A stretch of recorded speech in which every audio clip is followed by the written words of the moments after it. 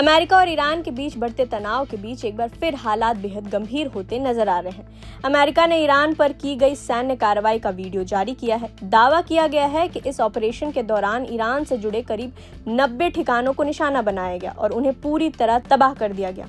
Video सामने आने के बाद एक बार फिर पूरी दुनिया की नजरें पश्चिम एशिया पर टिक गई हैं।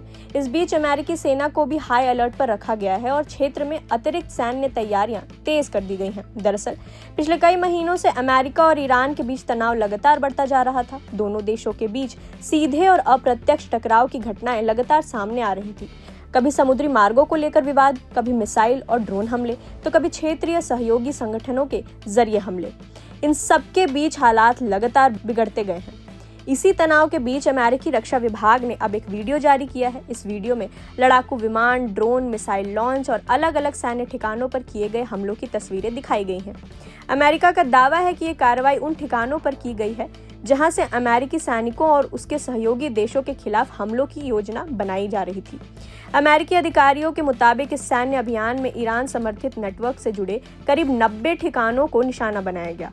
इनमें हथियारों के गोदाम, drone launch site, command centre, missile भंडारण स्थल और सैन्य ढांचे शामिल बताए गए हैं। अमेरिका का कहना है कि ऑपरेशन बेहद सटीक तरीके से किया गया ताकि केवल सैन्य ठिकानों को नुकसान पहुंचे।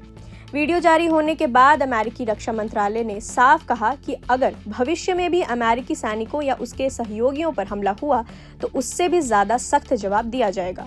अमेरिका ने यह भी कहा कि उनकी सेना किसी भी स्थिति से निपटने के लिए पूरी तरह तैयार है। इसी के साथ पूरे क्षेत्र में अमेरिकी सेना को हाई अलर्ट पर रखा गया है। खाड़ी क्षेत्र में मौजूद अमेरिकी सैन्य अड्डों की सुरक्षा बढ़ा दी गई है। युद्धपोतों, एयर डिफेंस सिस्टम और लड़ाकू विमानों को भी पूरी तरह तैयार रहने के निर्देश दिए गए हैं। अमेरिकी नौसेना और वायुसेना लगातार निगरानी अभियान चला रही है। वहीं दूसरी तरफ ईरान ने भी अमेरिकी कार्रवाई पर कड़ी प्रतिक्रिया दी है। ईरानी अधिकारियों का कहना है कि देश की सुरक्षा और संप्रभुता से कोई समझौता नहीं किया जाएगा। ईरान ने चेतावनी दी है कि अगर उसके हितों पर हमला हुआ तो उसका जवाब भी उसी ताकत से दिया जाएगा। इस पूरे घटनाक्रम ने एक बार फिर पश्चिम एशिया में तनाव बढ़ा दिया है। विशेषज्ञों का मानना है कि अगर दोनों देशों के बीच सैन्य कार्रवाई इसी तरह जारी रही तो इसका असर सिर्फ अमेरिका और ईरान तक सीमित नहीं रहेगा, बल्कि पूरे क्षेत्र की सुरक्षा और वैश्विक अर्थव्यवस्था पर भी पड़ सकता है। दरअसल पश्चिम एशिया दुनिया के सबसे संवेदनशील इलाकों में गिना जाता है। इसी क्षेत्र में दुनिया के बड़े हिस्सों में कच्चे तेल की आपूर्ति होती है। अगर यहाँ तनाव और बढ़ता है तो अंतर्राष्ट्रीय बाजार में कच्चे तेल की कीमतों पर भी असर पड़ सकता है। यही वजह है कि पूरी दुनिया इस घटनाक्रम पर लगातार नजर बनाए हुए है। अमेरिका का कहना है कि उसकी कार्रवाई का मकसद किसी नए युद्ध की शुरुआत करना नहीं, बल्कि अपने सैनिकों और सहयोगी देशों की सुरक्षा सुनिश्चित करना है। वहीं ईरान लगातार ये कह रहा है कि वह किसी दबाव में आने वाला नहीं है और अपनी सुरक्षा के लिए हर जरूरी कदम उठाएगा। इस बीच अंतर्राष्ट्रीय समुदाय भी दोनों देशों के संयम बरतने की अपील कर रहा है। कई देशों का मानना है कि अगर हालात और बिगड़े तो इसका असर पूरे पश्चिम एशिया में अस्थिरता के रूप में देखने को मिल सकता है। संयुक्त राष्ट्र समेत कई वैश्विक संस्थानें भी लगातार दोनों पक्षों में बातचीत के जरिए समाधान निकालने की अपील कर रही हैं।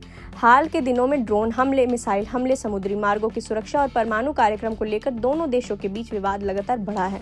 ऐसे में अमेरिका की ओर से हमले का वीडियो जारी करना इस तनाव को और बढ़ाने वाला कदम माना जा रहा है। फिलहाल सबसे बड़ी खबर यही है कि अमेरिका ने ईरान पर की गई सैन्य कार्रवाई का वीडियो सार्वजनिक कर दिया है। अमेरिका का दावा है कि इस अभियान में करीब 90 सैन्य ठिकानों को निशाना बनाकर ध्वस्त किया गया है। इसके साथ ही अमेरिकी सेना को हाई अलर्ट पर रखा गया है, जबकि ईरान ने भी कड़ी प्रतिक्रिया देते हुए जवाबी कार्रवाई की चेतावनी दी है। अब पूरी दुनिया की नजर इस बात पर टिकी है कि क्या तनाव यहीं थमेगा या फिर पश्चिम एशिया एक बार फिर बड़े सैन्य संघर्ष की ओर बढ़ेगा। प्रभातखबर.com, विश्वास वही, रफ्तार नहीं।